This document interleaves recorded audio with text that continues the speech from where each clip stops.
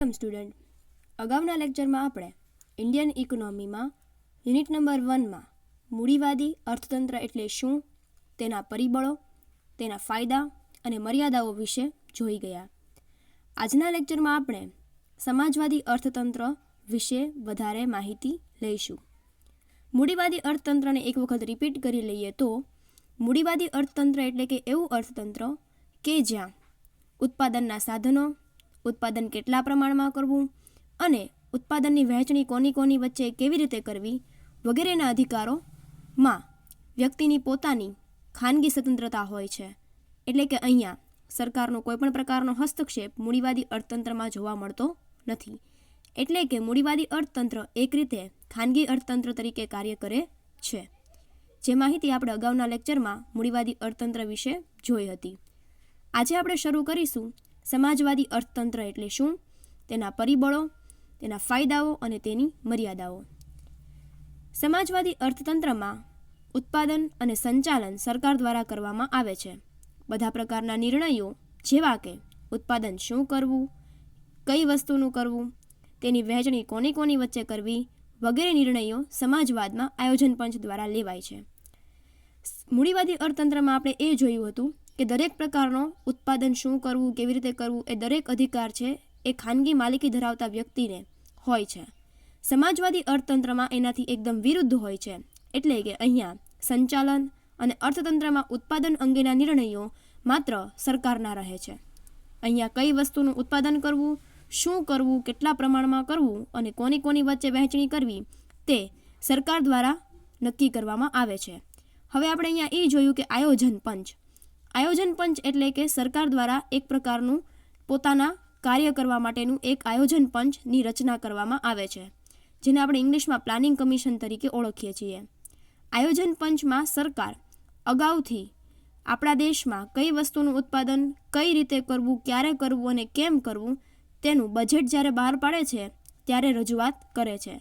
એટલે કે સમાજવાદી અર્થતંત્રમાં દરેક પ્રકારના નિર્ણયો સરકારની પોતાની હસ્તક હોય છે. તેમાં ખાનગી ક્ષેત્રનો કોઈપણ પ્રકારનો અધિકાર હોતો નથી. સમાજવાદમાં સરકારની ભૂમિકા અસરકારક હોવાને કારણે સમાજ કલ્યાણની કાર્યવાહી અસરકારક થતી હોવાને લીધે બધાને સમાન અધિકારો મળે છે. એટલે કે અહીંયા માત્ર ને માત્ર સમાજનું કલ્યાણ કેવી રીતે થઈ શકે એ જ હેતુ માટે સરકાર છે એ સમાજવાદી અર્થતંત્રમાં કાર્ય કરે છે. જ્યારે મૂડીવાદી અર્થતંત્રમાં માલિકી ખાનગી ક્ષેત્રની હોવાના કારણે ત્યાં નફાનો હેતુ મહત્વનો હોય છે. જ્યારે સમાજવાદી અર્થતંત્રમાં માત્ર ને માત્ર સમાજ કલ્યાણનો જ હેતુ હોય છે, કારણ કે અહીંયા દરેક પ્રકારનો નિર્ણય સરકાર દ્વારા લેવામાં આવતો હોય છે. એટલા માટે હવે આપણે જોઈએ સમાજવાદી અર્થતંત્રના મુખ્ય પરિબળો. પેલું છે સામાજિક કલ્યાણ. સમાજવાદમાં સમાજના લોકોનું કલ્યાણ અગત્યનું છે. મૂડીવાદથી વિરોધની પરિસ્થિતિમાં સમાજવાદ સામૂહિક કલ્યાણનો મુખ્ય હેતુ ધરાવે છે. તેથી સમાજની સુખાકારીને વધુ ભારાંક અપાય છે. આપણને ખ્યાલ છે કે સરકાર દ્વારા જે કાંઈ પણ ક્ષેત્રો ચલાવવામાં આવતા હોય છે, દાખલા તરીકે રેલવે છે, પોસ્ટ છે કે બીજા કોઈ પણ ક્ષેત્રો જેમ કે બેન્કિંગ ક્ષેત્ર છે, આ દરેક ક્ષેત્રમાં હંમેશા સરકારનો એક જ ઉદ્દેશ હોય છે કે સમાજમાં રહેતા લોકોનું વધારે ને વધારે કલ્યાણ થાય. અને આ દરેક ઉદાહરણો મેં તમને જે કીધા એ સમાજવાદી અર્થતંત્રમાં આવે છે. કારણ કે અહીંયા હંમેશા સમાજવાદી અર્થતંત્રમાં મુખ્ય પરિબળ એ છે કે સમાજમાં રહેતા લોકોનું પ્રથમ કલ્યાણ થવું જોઈએ. એટલે કે આપણી જેવા નોર્મલ પબ્લિક છે તેમનું વધારે ને વધારે સરકાર દ્વારા કલ્યાણના હેતુથી જ સમાજવાદી અર્થતંત્રમાં કાર્ય થતું હોય છે.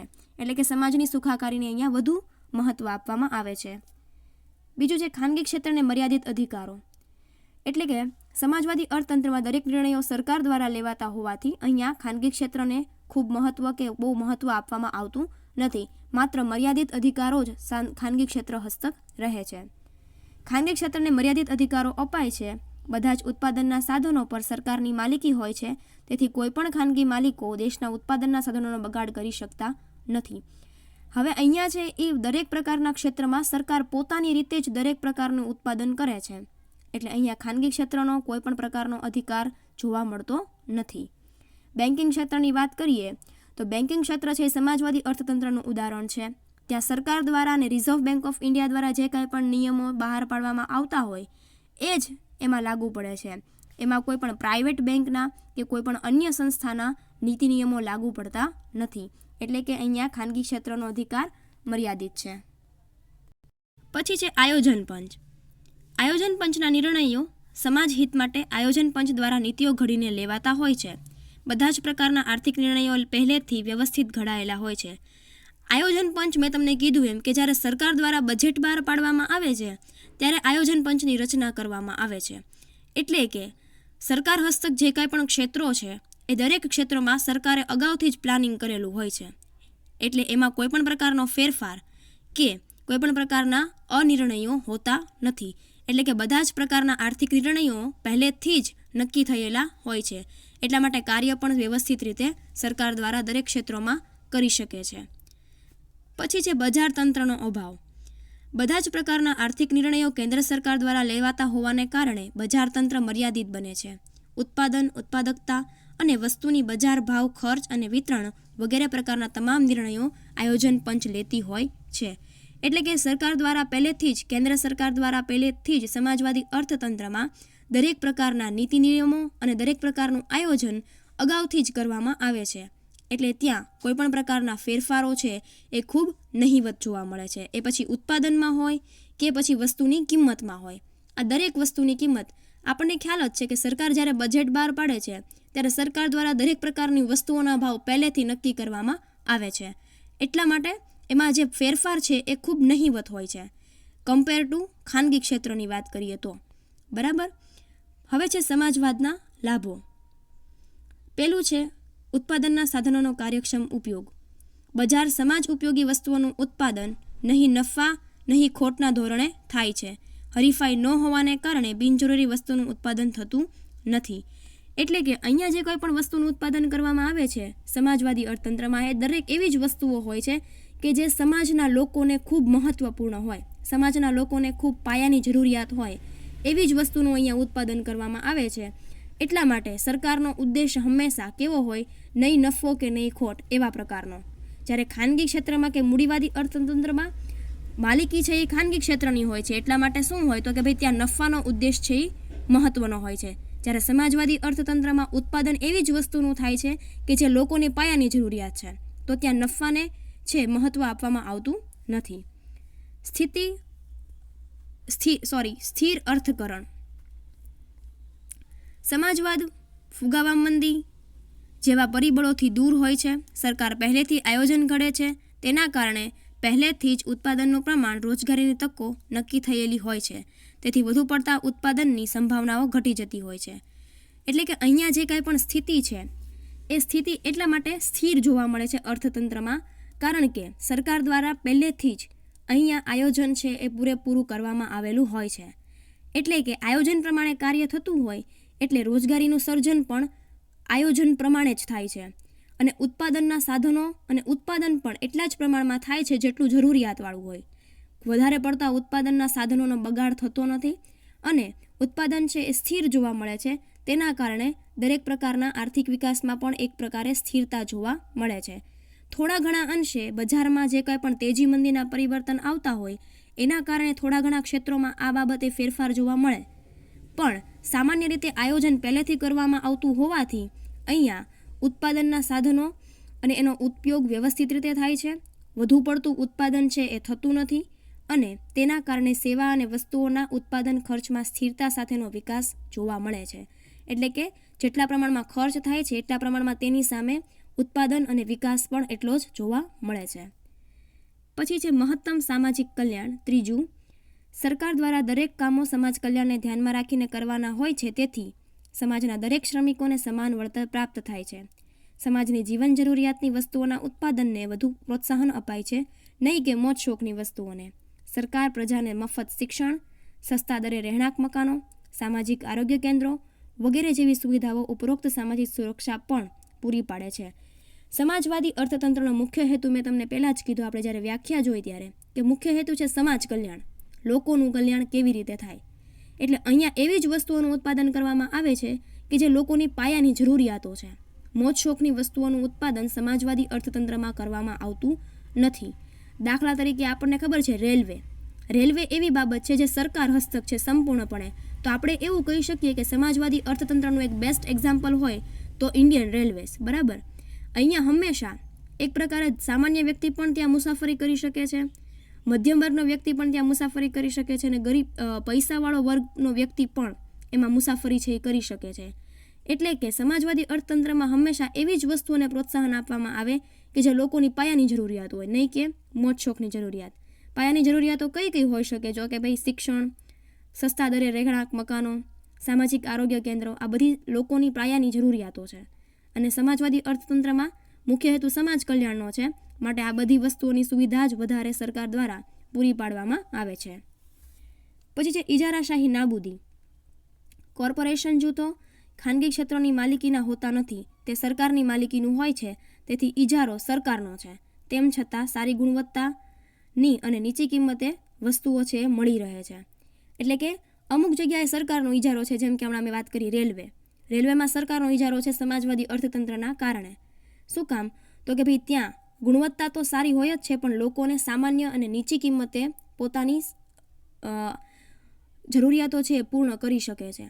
એટલા માટે જ્યારે ખાનગી ક્ષેત્રમાં હંમેશા કહેવાય ને એનો ઉદ્દેશ નફાનો હોય, ત્યાં વસ્તુ ઓછી કિંમતે ક્યારેય મળતી નથી, અને મળતી હોય તો પણ કદાચ એની ગુણવત્તા છે એટલી બધી સારી હોતી નથી. એટલા માટે સમાજવાદી અર્થતંત્રના કારણે ઇજારાશાહી છે એનો નાબૂદ કે ઇજારાશાહી છે એ જોવા મળે છે. કોની? તો કે ભાઈ સરકારના ક્ષેત્રમાં માત્ર સરકારની ઇજારાશાહી છે એ જોવા મળે છે. પાંચમું છે પાયાની જરૂરિયાતો. સમાજવાદમાં પાયાની જરૂરિયાતો જેવી કે પાણી, શિક્ષણ, આરોગ્ય, સામાજિક સુરક્ષા વગેરે સરકાર દ્વારા પૂરી પાડવામાં આવે છે. સમાજવાદી અર્થતંત્રમાં આપણે મેં કીધું એમ કે હંમેશા પાયાની જરૂરિયાતને જ મહત્ત્વ આપવામાં આવ્યું છે, મોજ શોખની જરૂરિયાતને નહીં. એટલે કે જે પાયાની જરૂરિયાતો છે, પાણી, આરોગ્ય છે, સામાજિક સુવિધાઓ છે, એ બધું જ સરકાર દ્વારા ખૂબ ઓછી કિંમતે અને સારી એવી રીતે સામાન્ય લોકોને પૂરી પાડવામાં આવે છે. આવકની સમાન વહેંચણી. સમાજ કલ્યાણનો મુખ્ય હેતુ હોવાથી સંપત્તિ કોઈ એક સ્થાને કેન્દ્રિત થતી નથી, તેના આધારે આવકની વહેંચણી વધુ સમાન જોવા મળે છે. એટલે કે અહીંયા દરેક સુવિધાઓ છે એ સરકાર એક કોઈ ચોક્કસ વર્ગને નહીં પણ સમાજના કલ્યાણને ધ્યાનમાં રાખીને દરેક સેવાઓનું છે એ સર્જન કરે છે. એટલે કે અહીંયા આવકની વહેંચણી કે આવકની અસમાનતા જોવા મળતી નથી. રેલવેઝ છે, સરકાર દ્વારા જે રેલવેઝ, ઇન્ડિયન રેલવેઝ છે, એનો ઉપયોગ સામાન્ય વ્યક્તિ પણ કરી શકે છે અને પૈસાદાર વ્યક્તિ પણ કરી શકે છે. એટલે કે બંનેમાં સરકાર દ્વારા જે કાંઈ પણ અર્થતંત્ર, સમાજવાદી અર્થતંત્રમાં સરકાર દ્વારા જે કાંઈ પણ ક્ષેત્રો ચલાવવામાં આવે છે તેમાં હંમેશા આવકની સમાનતા છે એ જોવા મળે છે. હવે જોઈએ સમાજવાદના ગેરલાભ. પહેલું, અમલદારશાહી વિસ્તરણ. સમાજવાદમાં સરકાર દ્વારા બધું સંચાલન થાય છે. અહીં લોકો સરકારના ભયથી કામ કરતા હોવાથી લોકોને વધુ મહેનતના વધુ વળતર ચૂકવાતા નથી. હવે ખાનગી ક્ષેત્ર હોય, મૂડીવાદી અર્થતંત્ર હોય, તો એમાં સામાન્ય રીતે ખાનગી ક્ષેત્ર હોય એટલા માટે જો તમે કામ સારું કરતા હો અને બહુ વધારે પડતું સારું કરતા હો તો ખાનગી ક્ષેત્રના માલિક દ્વારા તમને વેતનમાં વધારો કરી દેવામાં આવે, બીજું કાંઈ એક્સ્ટ્રા બોનસ આપવામાં આવે, એવું ખાનગી ક્ષેત્રમાં જોવા મળે છે. પરંતુ અહીંયા તમે સરકારી ક્ષેત્રમાં કે સમાજવાદી અર્થતંત્રમાં કાર્ય કરતા હો તો ત્યાં તમારી મહેનત કરતાં તમે વધારે કાર્ય કરો છો ત્યારે તમને વધુ વળતર આપવામાં આવતું નથી. વળતરનો વધારો ત્યારે જ થાય છે જ્યારે સરકાર દ્વારા યોગ્ય રીતે નવા નીતિ નિયમો પગાર ધોરણ માટે લાગુ કરવામાં આવ્યા હોય ત્યારે. પણ એમાં જે ગ્રોથ, એમાં જે વિકાસ હોય એ ધીમી ગતિનો હોય છે આપણે મૂડીવાદી અર્થતંત્ર કરતાં. એટલે કે સરકારમાં તમે ગમે તેટલું સારું કામ કરીને આપો છતાંય અહીંયા તમને તમારી મહેનત જ્યારે વધુ કરી હોય ત્યારે વળતર પણ વધારે ચૂકવવામાં આવતું નથી. બીજું છે સ્વતંત્રતાનો અભાવ. વ્યાવસાયિક સ્વતંત્રતાનો અભાવ જોવા મળે છે. ઉત્પાદનના સાધનોની ફાળવણી બુદ્ધિપૂર્વક કરવામાં આવતી નથી. નોકરી રાજ્ય દ્વારા આપવામાં આવે છે જેમાં પ્રજાને પસંદગીનો અવકાશ હોતો નથી. હવે અહીંયા તમે જે ક્ષેત્રનું કાર્ય કરતા હો એ ક્ષેત્રમાં સ્વતંત્રતાનો અભાવ, તમારી પસંદગી અહીંયા કાંઈ મહત્ત્વની નથી. સરકાર દ્વારા જે કાંઈ પણ નિર્ણયો, સરકાર દ્વારા જે કાંઈ પણ પદ્ધતિઓ ઉપયોગમાં લેવામાં આવે છે એ જ પદ્ધતિ પ્રમાણે તમારે અહીંયા કાર્ય કરવાનું હોય છે. એટલે કે સામાન્ય વ્યક્તિને અહીંયા કોઈ પણ પ્રકારની પસંદગીનો ઓપ્શન આપવામાં આવતો નથી. પછી છે હરીફાઈનો અભાવ. સમાજવાદમાં સરકાર હસ્તક વહીવટ હોવાને કારણે હરીફાઈ જોવા મળતી નથી. અહીંયા સરકાર એક જ પોતાના ક્ષેત્રમાં કાર્ય કરે છે, જેનો ઇજારો છે. એમાં હરીફાઈમાં કોઈ પણ એકમ હોતું નથી, એટલા માટે અહીંયા હરીફાઈનો અભાવ જોવા મળે છે. હવે આપણે ઇન્ડિયન રેલવેઝની વાત કરીએ, ઇન્ડિયન પોસ્ટ સેવાઓની વાત કરીએ, બેન્કિંગ સેવાઓની વાત કરીએ, આરબીઆઈની વાત કરીએ, તો આ દરેક છે અર્થતંત્ર કેવા છે? સમાજવાદી અર્થતંત્ર છે, જે સરકાર દ્વારા ચલાવવામાં આવે છે. તેની સામે હરીફાઈમાં કોઈ અન્ય એકમ છે એ જોવા મળતા નથી, એટલે કે અહીંયા હરીફાઈનો શું છે? અભાવ. ચોથું છે ગ્રાહકની પસંદગીનો અભાવ. ઉત્પાદન અંગેના નિર્ણયો સરકાર હસ્તક હોવાથી ગ્રાહક પસંદગીનો અવકાશ હોતો નથી. અહીંયા ઉત્પાદન સાથે જોડાયેલા દરેક પ્રકારના નિર્ણયો સરકાર પોતે લે છે, જેમાં સામાન્ય વ્યક્તિના નિર્ણયને મહત્ત્વ આપવામાં આવતું નથી. જ્યારે ખાનગી ક્ષેત્રમાં એ પ્રમાણે પાછું અલગ હોય છે. ગ્રાહકો જે પ્રકારે વસ્તુની માંગ કરતા હોય એ પ્રકારે મૂડીવાદી અર્થતંત્રમાં છે એ પ્રકારે વસ્તુનું ઉત્પાદન થાય છે. જ્યારે સમાજવાદી અર્થતંત્રમાં એ બાબત જોવા મળતી નથી, કારણ કે અહીંયા દરેક નિર્ણયો કોના દ્વારા લેવામાં આવે છે? તો કે ભાઈ સરકાર દ્વારા. તો આ વાત થઈ સમાજવાદી અર્થતંત્ર એટલે શું, તેના પરિબળો, તેના ફાયદાઓ અને તેની મર્યાદાઓ. હવે પછીના આગળના લેક્ચરમાં આપણે હવે મિશ્ર અર્થતંત્ર વિશે જોશું. તો તમારે બધાએ મૂડીવાદી અર્થતંત્ર અને સમાજવાદી અર્થતંત્ર આ બંને અર્થતંત્ર જે આપણે ભણ્યા છીએ તેના જે મુખ્ય પોઈન્ટ્સ છે એ ખાસ તમારી બુકમાં લખવાના છે અને પાકા કરવાના છે, જેથી બંનેના જે પોઈન્ટ છે એ તમારે મિક્સ થઈ જાય નહીં. આઈ હોપ કે તમને બધાને આ બે ટોપિક છે એ ક્લિયરલી સમજાઈ ગયા હશે. મિશ્ર અર્થતંત્ર હવે આપણે પછીના લેક્ચરમાં જોઈશું. Thank you.